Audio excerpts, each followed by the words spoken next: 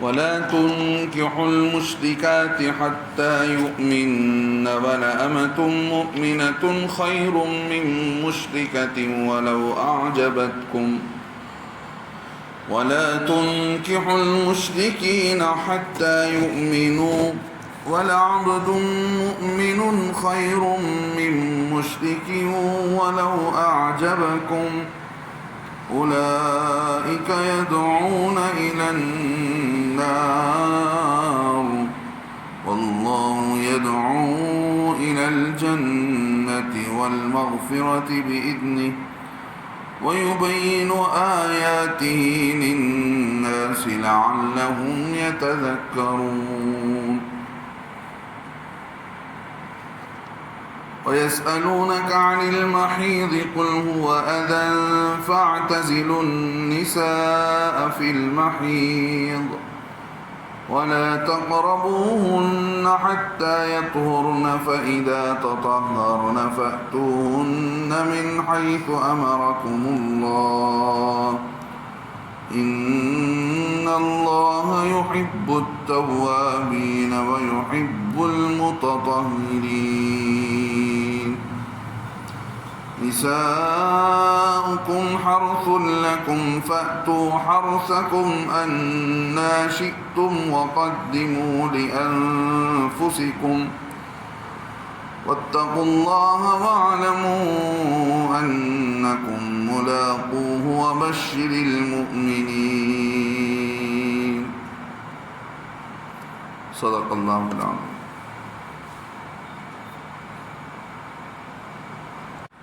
پچھلے ہفتہ آپ حضرات کے سامنے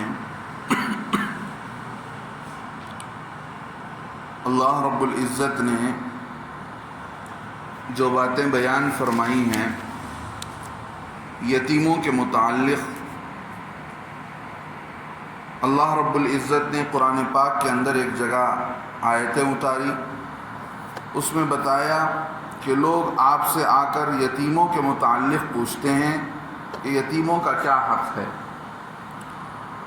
اصل میں ایک آیت اتری تھی جس میں اللہ رب العزت نے فرمایا تھا کہ دیکھو ان الذین یأکلون اموال الیتامی ظلما، کہ جو لوگ یتیموں کا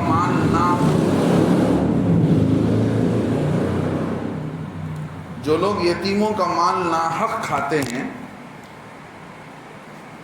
یأکلون فی بطون ان الذین یأکلون اموال الیتامی ظلما انما یأکلون فی بطونہم نارا، اللہ فرماتے ہیں کہ یہ حقیقت میں پیٹ میں آگ بھر رہے ہیں اور یہ جہنم کی آگ ان قریب یہ اسی جہنم میں پہنچ کر رہیں گے۔ اب جب یہ آیت اتری تو بہت سارے صحابہ جن کی نگرانی میں یتیم بچے تھے، وہ یتیم بچوں کے مال کو اپنے مال سے ملا لیے تھے، اپنے کاروبار میں ان کے پیسوں کو لگا لیے تھے اور اپنے بچوں کے ساتھ ان یتیم بچوں کو کی پرورش چل رہی تھی، تو اس موقع پر ان کو بہت جو ہے پریشانی ہوئی کہ اگر ایسی بات ہے تو پھر جو ہے ہمارے لیے پتہ نہیں کیا انجام ہونے والا ہے۔ کیوں؟ اس لیے کہ ہم یتیم کے لیے ایک چیز پکاتے ہیں، وہ نہیں کھاتا ہے تو ہم کو کھانا پڑتا ہے، گویا اس کی چیز ہم کھا لی، اور یتیم کے لیے ہم اپنے کھانے کے ساتھ ملا کر کھانا پکاتے ہیں۔ یتیم کم کھاتا ہے تو اس کے حق کا ہم بچا ہوا ہم کھا لیتے ہیں، تو یتیم کے مال کھانے میں گویا ہم بھی شامل ہو جائیں گے۔ ہاں، یہ پریشانی تھی ان لوگوں کو۔ تو اس پریشانی کو لے کر اللہ کے نبی صلی اللہ علیہ وسلم سے لوگوں نے آ کر سوال کیا کہ دیکھو ہم کیا کریں، اور اللہ کے نبی علیہ السلام کے صحابہ بھی ایسے ہی تھے، اللہ کے نبی کا حکم جو ہوتا تھا اس پر عمل کرتے، اس کے خلاف چلنے کو پسند نہیں کرتے تھے۔ اب ان لوگوں نے آ کر یتیم کے متعلق، اس لیے کہ یتیم کے مال کو صدقہ بھی نہیں کر سکتے، یتیم کا جو مال بچا ہوا ہوتا ہے صدقہ نہیں کر سکتے۔ اب یتیم نے جو مال کھانا چھوڑ دیا، جو کھانا کھائے بغیر یتیم نے چھوڑ دیا، اب وہ مال سڑ کر جائے گا، ہم کھائیں گے تو یتیم کا مال کھانا ہوا، اس مال کو صدقہ بھی نہیں کر سکتے۔ یہ ساری چیزیں ان کے ذہن میں تھی۔ بیکار یتیم کا پیسہ برباد ہوتا ہے، کھانا سڑ کر چلا جاتا ہے، یتیم کا بھی نقصان ہوتا ہے۔ تو اس موقع پر اللہ کے نبی علیہ السلام سے سوال ہوا، اللہ کے نبی علیہ السلام پر آیتیں اتری، وَيَسْأَلُونَكَ عَنِ الْيَتَامَى، نبی علیہ السلام آپ سے لوگ آ کر یتیموں کے متعلق پوچھتے ہیں کہ ہم کیا کریں۔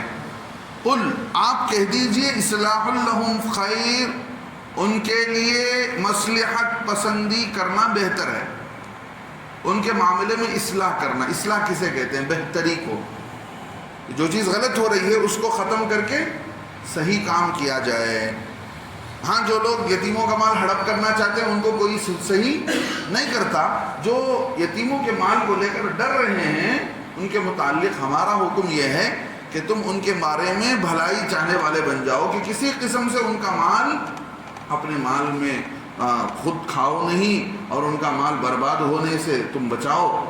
ہاں، اللہ یہ بتاتے ہیں، قل اصلاح لہم خیر وَإِن تُخَالِطُوهُمْ فَإِخْوَانُكُمْ، چاہے تم اپنے گھر میں رہ کر انہیں کھلاؤ یا ان کو باہر رکھ کر الگ سے کھانا بنا کر کھلاؤ، ہمارا مقصود یہ ہے، اللہ فرماتے ہیں، کہ ان کی بھلائی چاہیے، ان کا نقصان نہیں ہو۔ آگے اللہ فرماتے ہیں وَإِن تُخَالِطُوهُمْ، اگر تم نے ان کے مال کو، ان کو اپنے ساتھ ملا لیا کھانے میں پینے میں، فَإِخْوَانُكُمْ، وہ تمہارے بچے بھائی ہیں۔ ہاں، آگے اللہ فرماتے ہیں، ہم یہ بات کیوں بتا رہے ہیں؟ اس لیے کہ دنیا میں دو قسم کے لوگ ہیں، ایک شریر فسادی، ایک معاملے کو سدھارنے والے، اللہ کو ڈر کر چلنے والے۔ اب جو شریر فسادی ہوگا وہ تو کبھی نہیں بولے گا کہ میں غلط کر رہا ہوں، غلط کرنے والا بولتا ہے، کسی کا مال ہڑپ کرنے والا کبھی نہیں بولتا ہے کہ میں مال ہڑپ کر رہا ہوں۔ تو ایک ہوتا ہے شریر فسادی، قرآن نے اس کو کہا مفسد، فساد کرنے والا، شرارت کرنے والا، اور جو معاملے کو صحیح طریقے سے ڈر کر صحیح طریقے سے کرتا ہے، قرآن نے اسے کہا مصلح، کہ معاملے کو سدھارنے والا۔ اللہ فرماتے ہیں کہ صحابہ چونکہ اندر ایمان ہے، آخرت کی فکر ہے کہ کہیں یتیموں کا مال ہمارے مال میں مل جائے گا، کل قیامت کے دن جا کر کیا جواب دیں گے، یتیموں کا بچا ہوا کھا لیں گے، تو اللہ فرماتے ہیں کہ ہم کو معلوم ہے کون معاملے کو درستگی کے ساتھ لے کر چلنے والا ہے، کون معاملے کو صحیح کرنے والا ہے، اور کون کس کی نیت میں بگاڑ ہے، کون یتیموں کے مال کو ہڑپ کرنا چاہتا ہے۔ واللہ یعلم المفسد من المصلح، اللہ تعالیٰ چاہتے تو تم کو مشقت میں بھی ڈال سکتے تھے، اللہ تعالیٰ کی ذات نے ایسا نہیں کیا فیصلہ۔ اب آگے چل کر جو بات آ رہی ہے وہ یہ ہوا کہ ایک صحابی تھے، ان کو پیارے نبی صلی اللہ علیہ وسلم نے مدینہ بھیجا، وہ صحابی گئے تو ان کے تعلقات پہلے مکہ بھیجا، مدینہ میں اللہ کے نبی ہجرت کر کے آ گئے تھے۔ اب جب یہ مکہ گئے اللہ کے نبی صلی اللہ علیہ وسلم کے کہنے پر، وہاں زمانے جاہلیت میں ان کے تعلقات ایک عورت سے تھے، تو اس عورت نے خواہش ظاہر کی، ایسا کیوں نہیں ہو سکتا کہ ہم مل لیں؟ تو انہوں نے کہا کہ میں مسلمان ہو چکا ہوں، میں اسلامی باؤنڈری میں آ چکا ہوں، میں اپنی مرضی کے مطابق کسی سے تعلقات، کنیکشن، ریلیشن شپ قائم نہیں کر سکتا ہوں، مجھے اللہ کے نبی صلی اللہ علیہ۔ ہاں، اس نے کہا کہ تو نکاح تو کر سکتا ہے، تو اس سے نکاح تو کر سکتا ہے۔ تو انہوں نے کہا مجھے اللہ کے نبی سے پوچھنا پڑے گا، تو ہے مشرکہ، غلط راستے پر ہے، میں ہوں مسلمان اللہ کو ماننے والا، میرا تیرا نکاح ہوگا یا نہیں یہ کون بتائیں گے؟ نبی علیہ السلام بتائیں گے، مجھے نبی علیہ السلام سے پوچھنا ہے۔ اس نے کہا اچھا اتنی نخرے کرتے ہو؟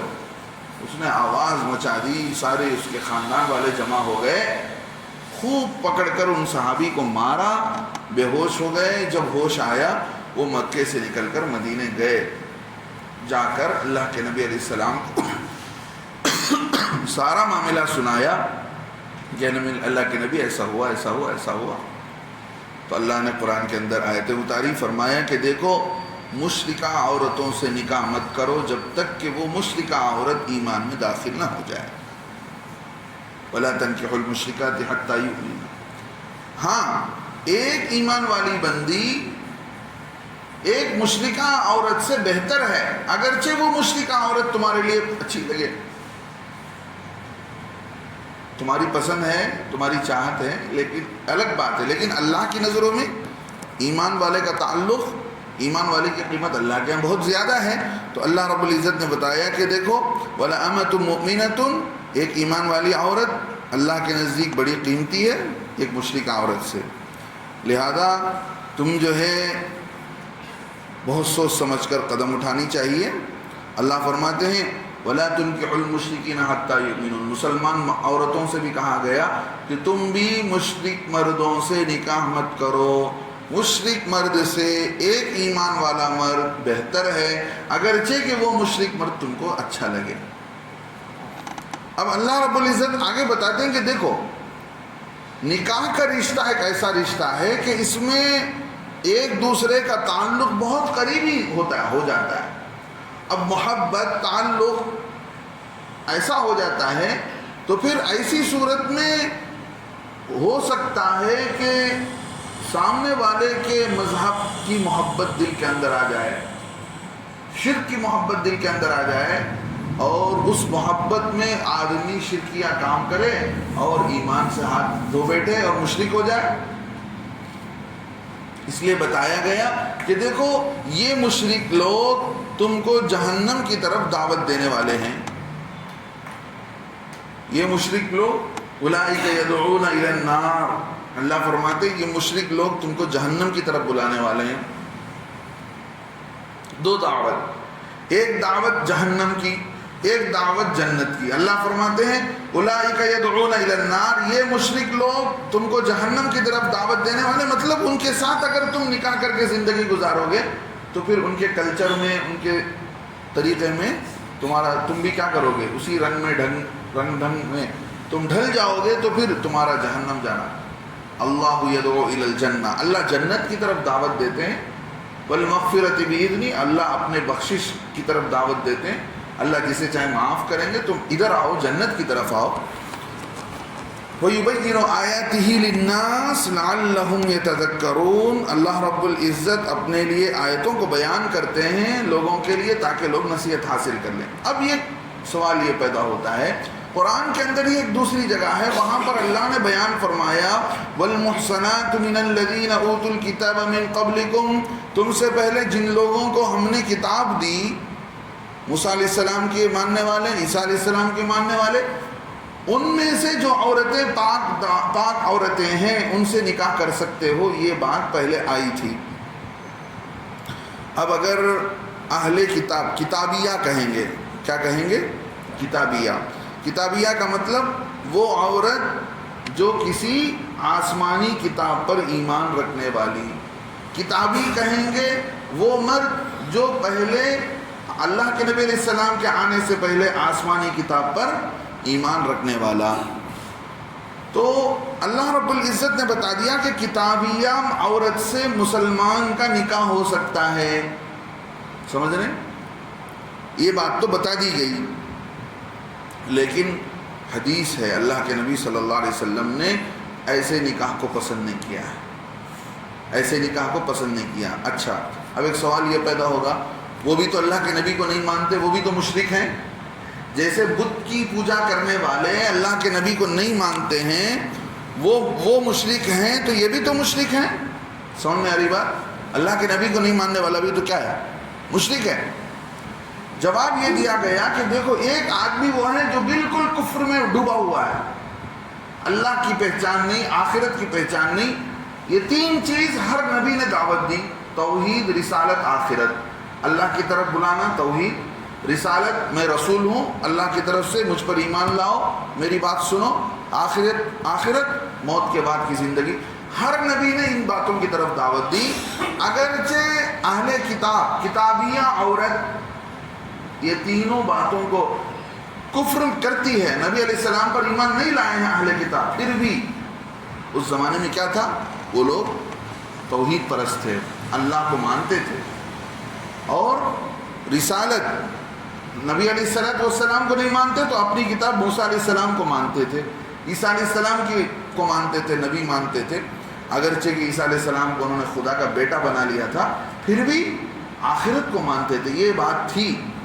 تو کفر میں دونوں برابر نہیں ہیں، ان کا کفر بڑا ہوا ہے، یہ تو بالکل اللہ کو بھی نہیں، رسول کو بھی نہیں، آخرت میں کچھ بھی نہیں، ان کے اندر کفر ہے لیکن کم درجے کا کفر ہے۔ اس لیے بتایا کہ ضرورت کے موقع پر دونوں میں نکاح کیا جا سکتا ہے۔ مطلب یہ ہوا کہ چونکہ وہ ایمان سے، اسلام سے کسی درجہ قریب ہیں، اس لیے ان سے نکاح کی اجازت پہلے دور میں دی گئی تھی۔ اچھا، اب اگر ایمان والے کا تعلق اللہ رب العزت نے یہ بتایا کہ دیکھو مسلمان عورت کسی اہل کتاب کی عورت سے تو نکاح نہیں کر سکتے، نکاح کر سکتے، لیکن ہماری عورت کو اہل کتاب کے آدمی سے نکاح نہیں کرا سکتے، یہ بھی ایک مسئلہ ہے۔ ایسا کیوں؟ ایسا اس لیے کہ عورت چونکہ کمزور ہوتی ہے اور اللہ نے شوہر کو نگران بنایا ہے، اس کی بات چلتی ہے گھر کے اندر، خاندان کے اندر، تو عورت شوہر کے زور زبردستی سے ہو سکتا ہے مسلمان عورت اس کے ساتھ زندگی گزارتے ہوئے اس کے طریقے پر چلی جائے، عیسائی ہو جائے، یہودی ہو جائے۔ اس لیے بتایا گیا کہ دیکھو مشرکہ مسلمان عورت کسی کتابی مرد سے نکاح نہیں کر سکتی، لیکن مسلمان مرد کسی کتابیہ عورت سے نکاح کر سکتا ہے۔ ایک بات تو ہو گئی۔ دوسری بات یہ ہے کہ دوسری بات کیا ہے؟ دوسری بات یہ ہے کہ عقیدوں کا فرق ہوتا ہے۔ دیکھو اگر غیر مسلم سے نکاح ہو جاتا ہے تو اس صورت میں دونوں کا عقیدہ الگ، دونوں کی سوچ الگ، ہر چیز بدل جاتی ہے کہ دونوں کے ساتھ کیسے نبھاؤ ہو سکتا ہے۔ پھر یہ ہوگا کہ کسی ایک کا زور چلے گا تو وہ جو ہے دوسری طرف چلا جائے گا، مطلب مسلمان مرد ہو سکتا ہے بیوی کی محبت میں کیا ہو جائے، یہودی ہو جائے، نصرانی ہو جائے، تو اس لیے منع کیا گیا، اس لیے منع کیا گیا۔